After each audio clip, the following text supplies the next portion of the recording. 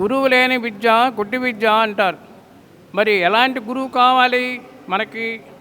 ఎలాంటి గురువు అయితే మనకి ఒక మార్గాన్ని తీసుకొని వెళ్ళి భగవంతుని దర్శనం చేయిస్తాడు అంటే నిష్కామ కర్మయోగై ఉండాలి. ఏ పని చేస్తున్నా నేను చేయట్లేదు, రామ బాణం ఎలా అయితే వెళుతుందో, రాముడు వదిలే బాణం ఎలా అయితే వెళుతుందో అలా ముందుకు సాగుతాను అన్నట్లుగా రాముడు నన్ను పంపిస్తున్నాడు, నేను వెళుతున్నాను. మన భగవంతుడు నాతో చేపిస్తున్నాడు, నేను చేస్తున్నాను అనే భావన కలిగి ఉండాలి మనందరికి కూడా. ఏ పని చేస్తున్నా సర్వం రామార్పణమస్తు కృష్ణార్పణమస్తు అంటే భగవంతుడికి అర్పితం చేసినటువంటి పని.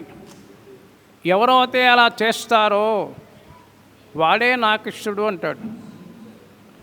మనందరికీ ఇష్టం ఏదో దేవతలు ఉంటారు, రాముడు కృష్ణుడు అమ్మవారు ఎవరో ఒకరు ఉంటారు కదా. కానీ అలాంటి భగవంతుడికి ఎవరంటే ఇష్టం? ప్రశ్న అనమాట, క్వశ్చన్ మార్క్. ఎవరంటే ఇష్టం? నిష్కామ కర్మయోగై ఉండాలి.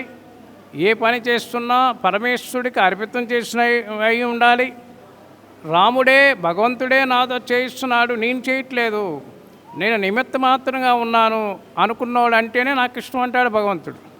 ఆంజనేయ స్వామిని ఎవరైతే మీ ఇష్టదేవతలతో బాటుగా ఆచార్యుడుగా స్వీకరించారో వారందరికీ జయం కలుగుతుంది. మీరు అనుకున్న పనులన్నీ అవుతాయి.